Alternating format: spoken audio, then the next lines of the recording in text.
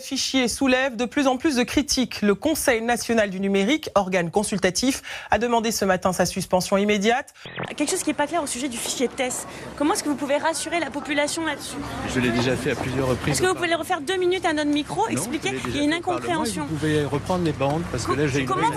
Est-ce que vous allez suivre la recommandation de la CNIL de revoir le dispositif ou de consulter le Parlement, monsieur Cazeneuve? Demain, ce fichier peut être aussi très intrusif si on change de gouvernement. Et moi, je n'ai pas une confiance instinctive comme ça et naturelle dans ce que pourrait faire un Brice-Hortefeux ou l'extrême droite avec un tel fichier demain. Vous parliez d'une bombe à retardement pour les libertés individuelles. Vous avez parlé d'une ambition noble, mais d'un moyen disproportionné.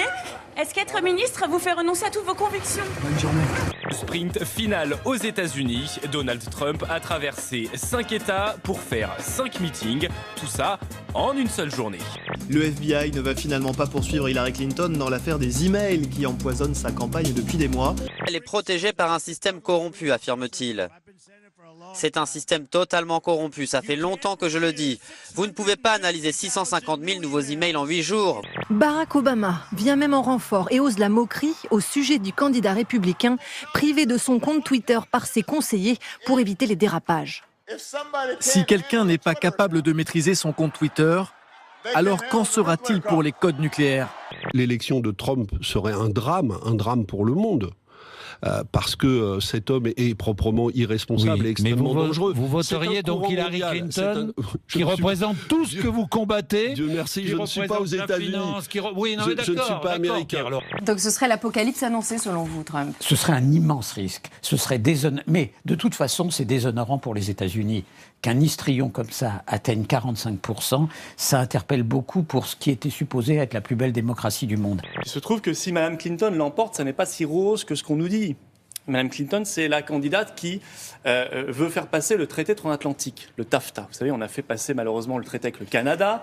Là, ce serait le traité du bœuf aux hormones, des OGM, le TAFTA. Elle est pour, Trump est contre. Une roue de brie de mots, combien? Écoutez, c'est une 50aine d'euros à peu près. Voilà. Comme ça, vous le savez. Face à ses concurrents, Nathalie Kosciusko-Morizet veut incarner le changement et elle met le paquet. Sur Twitter, elle partage ses affiches. Un Minitel, des disquettes et la mention « Certains candidats pensent que c'était mieux avant ». J'ai l'honneur de déclarer ouverte la COP 22.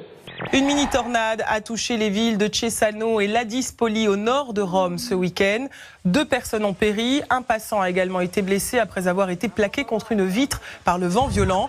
À Mossoul, en Irak, la reconquête a commencé il y a plus de 15 jours dans la ville. La résistance de Daesh est très forte. Regardez cette image. Un kamikaze se fait exploser devant une équipe de la BBC. Plusieurs soldats sont couchés par le souffle, blessés, des journalistes aussi sont sonnés.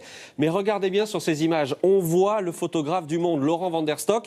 Il a toujours son appareil à la main et immédiatement après l'explosion, il se remet à prendre des photos. Retour en France avec cette image de la matinée. Pour la première fois, des dizaines de messes sont célébrées dans plusieurs villes aujourd'hui, comme ici à Vanves, pour les victimes des prêtres pédophiles. Des messes de repentance voulues par l'Église qui souhaite leur demander pardon.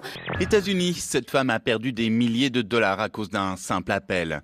Une voix de robot disait « Cet appel est un dernier avertissement officiel des impôts qui vont vous poursuivre en justice. » Effrayée, elle a payé ce qu'on lui réclamait, comme des dizaines de milliers d'Américains. Une arnaque gigantesque montée ici, en Inde, par un centre d'appel automatisé. Des millions d'appels robotisés ont rapporté à ces escrocs, enfin arrêtés, 300 millions de dollars. De quoi vivre 1000 ans en Inde.